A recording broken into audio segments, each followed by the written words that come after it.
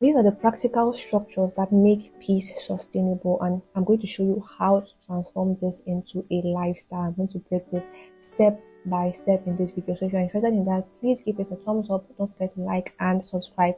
Let's get right into it. So the first structural system is space to think. Space to think. Being busy is not the same as being productive. We live in a world where people pride in themselves and, oh, I'm so busy, I'm so busy, I'm so busy. No, being busy is not being productive. Many people are addicted to busyness because it makes them feel alive. It distracts them from having to sit with their own thoughts. It distracts them from having to confront the things that come up when there's no distraction. Meetings back to back, activities back to back, notifications every second, the scroll, the likes, the messages that come in, noise everywhere, noise everywhere. And we proudly say, I've been so busy, I've been so busy. But busyness is not a badge of honor. Write that again. Business is not a badge of honor. On your journey of healing, on your journey of identity alignment, on your journey of purpose fulfillment, what you need is not business. You need gaps, you need quiet, you need stillness, you need unfilled minutes, you need time to process and time to breathe. You need to give yourself permission to feel bored.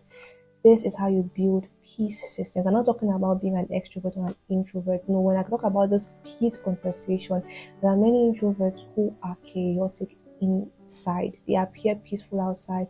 I remember this instance when I was doing this internship in medical school, and amongst my friends, I'm not like your typical introvert, number one introvert. And we had this particular case. I was in the fourth year of medical school, and this woman was coming in for a delivery. We're in some remote village somewhere. And I remember one of my friends saying, when that woman came, I appeared so peaceful. But what I was doing was I was hiding inside her house where we were staying because I was so terrified inside, but it did not show at all. So they looked at me thinking, oh my God. They looked at me thinking, she looks so peaceful. But I was so scared inside that I was frozen and hidden. So it's not about being an introvert or being an extrovert. There are extroverts, loud, energetic, but who are peaceful in their inner world. And there are even introverts who look peaceful on the outside, but are crazily chaotic inside them. So the busier your life gets, the more you're going to have to intentionally create opportunities to breathe, to pause, to think, to get bored again. You need to allow yourself to get bored. You need to allow yourself to sit with your own thoughts. Many people are terrified of the silence because silence forces us to confront our fears, our insecurities, our desires, our truths, our identity. This confrontation is healing. This is where the healing lies. This is where the healing lies. It is in this silence, it is in this confrontation that there is healing. So when you're in the taxi, maybe you're on public transport, you're commuting to work, or you're driving in your car, whenever you have an opportunity for silence, embrace it. Whenever you have an opportunity for boredom, don't try to fill the gap. Don't try to scroll, put down your phone. Don't even try to play music. Sometimes we talk about we're playing. Sometimes just leave the music aside. Don't even play music. Just sit to the silence. If need be, write down things that come up. Write them down. This is where clarity is born. Clarity is essential for your confidence, essential for your self-esteem, essential for your healing, identity, all these things that we are talking about. The second structure is space to read. Reading is disappearing in our generation, unfortunately. But if you want deep transformation, identity, purpose, self-esteem, whatever, you must read. Reading rewires your mind, expands your thinking, deepens your understanding, builds your spiritual vocabulary, sharpens your emotional intelligence. This is how you get mentored by minds. This is how there is a rubbing off of the most confident, most strategic, most productive, most transformative minds. They get to rub on your mind. So why not embrace it? Why not embrace it on your journey? And if you need a system of accountability for such, then you need to register for our upcoming 2026 Secure Mentorship Program, which is starting in June of 2026. I'm going to leave a link in the description. Apart from having people that will keep you accountable to all these things we talk about, you're going to have a system of accountability for reading as well. So if this sounds like something you're interested in, and you feel like, Daniela, I want to really have you mentor me, I want to have you guide me on my journey of healing, then you absolutely need to register. The next structure is space to look. Space to look. You need to be an active observer in your life. You need to become self-aware. You have to stop just drifting through life. There is a peace that comes when you're no longer just a victim in your own story. When you're an active participant. a deliberate observer. There's a difference. This is where the difference between hearing everything and hearing what is important comes in. The difference between reacting to noise and noticing signals. Peace makes you discerning. So start observing what people are not saying, what you are avoiding. Start observing those things, that those thoughts that come up and you quickly dismiss. Why do you quickly dismiss them? Why are you scared to confront them? Start noticing, start being observant of the patterns in your emotions, the shifts in your relationships, the clues in your environment, the unspoken truths in conversations, the warnings, the whispers, the invitations, the subtle guidance of the Holy Spirit. Don't just drift through life. Notice what God is trying to show you. So our next structure is a system to remember journaling, and I love journaling. From yesterday to tomorrow, I'm going to be an advocate of journaling. I literally have so many journals. I literally have so many. These are all my journals for various things. So yeah, I literally have so many journals. Memory is not a peace strategy. Let me start again. Memory is not a peace strategy. You can't rely on your memory. There are things that are essential for peace, things like gratitude. Not just essential for peace, essential for your journey of healing, transformation, productivity, confidence, self-esteem, identity, whatever. Things like gratitude, things like self-awareness. And that's why in Secure we have journals for things like that. Things like spending quality time with God regularly. That's why we have the journal of a secure girl. That's why we have the prayer journal. Okay, that's why we have the gratitude journal and we have the self-awareness journal. These are all linked in the description box. You need a gratitude system, a reflection system, a clarity system, a documentation system. Journaling is non-negotiable on this journey. Let me say it again. Journaling is non-negotiable on this journey. For those of you who are going to join, who have registered for Secure Mentorship 2026 starting in June, our June cohorts, then there's going to be loads and loads of journaling. You can't escape it. Our next structure is a system of play. Yes, play. Okay, play is not childish. A peace lover, understands that play is therapy. I don't know where we got the idea that play is useless, that play is unimportant. When you're on this journey of healing and transformation, one of the key revelations is understanding the place of play. You need to reconnect with and release your inner child. According to Dr. Stuart Brown from the National Institute of Play, play leads to brain plasticity, adaptability, and creativity. The beauty of our transformation journey is that there's neuroplasticity. Our brains can adapt to new patterns, to new thinking patterns. Our brain can literally readapt and remold itself. And play is one of those things that just sparks it like this for that adaptability. Nothing fires up the executive parts of your brain, planning, memory, problem solving, like play. Okay, play reduces stress, it regulates your nervous system, it boosts creativity, it helps you adapt, strengthens emotional resilience, reconnects you to joy, makes life lighter. Play is spiritual, play is healing, play is restorative. So pause and play, okay? Do something that is enjoyable. Travel, if that's what play looks like to you. Go on a trip, dance, laugh out loud, draw, do something silly, do something fun, okay? This whole journey is not a rigid.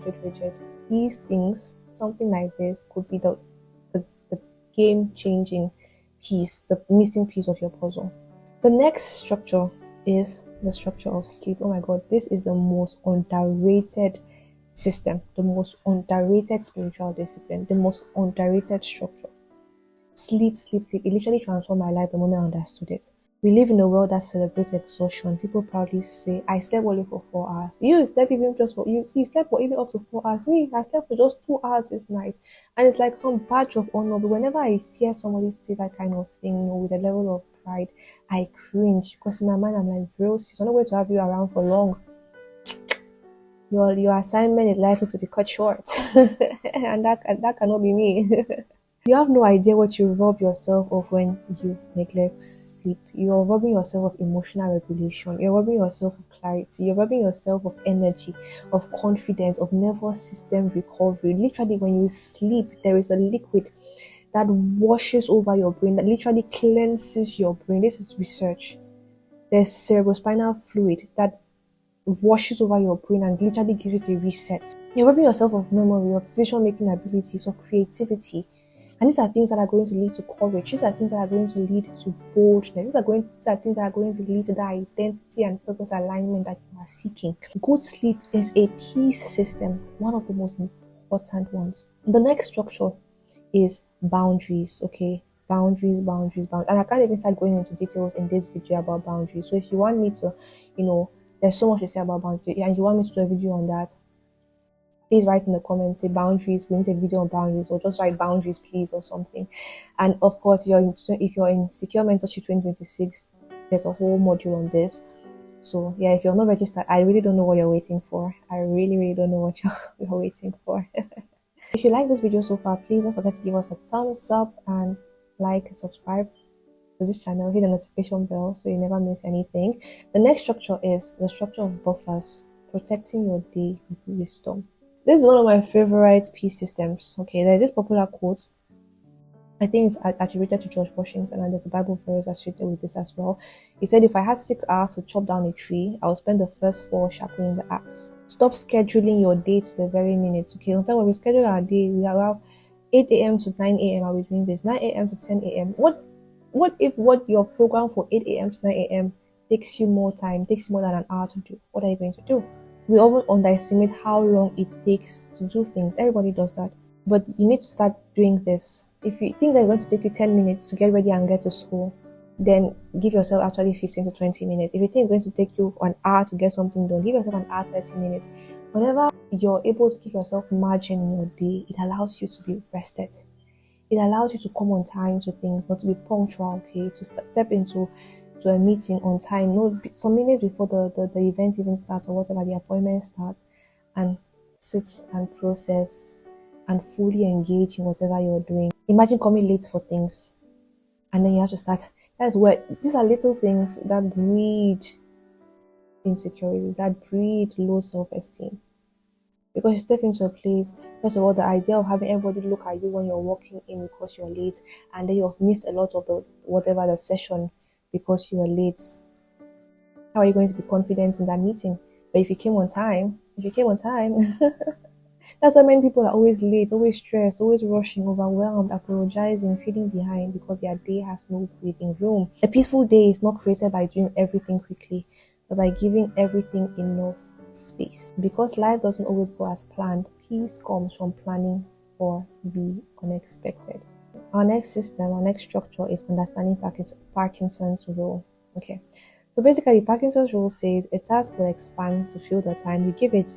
A task will expand to fill the time you give it. So if you give yourself 2 hours to script a video, for example, in my case, it will take me 2 hours or more. If I give myself 30 minutes, it will take me 30 minutes and I would have accomplished the same thing in both times. So now instead of telling myself I'll need 2 hours to prepare a video, I tell myself 30 minutes. This forces me to focus. It forces clarity. It forces me to only do the essential. I used to think my quiet time with God had to be like 2-3 hours. I thought shorter meant less spiritual. So I forced myself, I would sit there because I had all the time in the world and just drag the session on, waiting on God to drop things in my mind and making it look very complex and voodoo-ish and But ever since I understood this principle, I'll give myself 30 minutes and I will still have the Holy Spirit speak to me. And again, I have this system. It shortens everything instead of dragging it. Because at first, I used to use like a ledger, and I would try to fill a ledger to show that I had my quiet time that day. But this time, with shorter space and prompts, these prompts are systems in themselves. So I don't have to think, oh, what am I going to write today? I literally have prompts that are telling me, write in response to these prompts. So I don't spend time thinking and reflecting and trying to come up with things. And now I'm more effective. The quiet time is more enjoyable because if I kept 2 to 3 hours, 3 to 4 hour quiet time, it's not sustainable. I might do it today, but that's why your quiet time is, or that's why whatever habit you're trying to do, whatever thing you're trying to engage in, is not sustainable because you're not enjoying it, because you have made it out to be something so stressful. You wake up the following day and your mind is rejecting this whole idea of sitting again for another 3 to 4 hours because it just feels so daunting. Whereas if you shorten it, say instead of programming a meeting for 7 hours, the events that many of us in Africa have, we are programming for 7 hours, You can literally have that same meeting in 2 hours with a proper schedule, and you guys will be done. Remove everything that's unnecessary, remove everything that is not useful. That's how you build peace into your life. Get things done. Use Parkinson's rule. Avoid the pressure, avoid the overwhelm. And remember that you need your quiet time on this journey. You need to consistently spend time with us. So don't make it something that you dread. I hope you have noticed that these aren't quick fixes. These are habits you need to incorporate. And if you're looking for a system that will allow you the accountability to incorporate this system, then I'm inviting you to join Secure Mentorship 2026. I'm going to leave the link in the description box. People cheering you on, people holding your hand, people a system that constantly repeats this over and over to you such that it becomes ingrained in your mind. You definitely need to join our mentorship.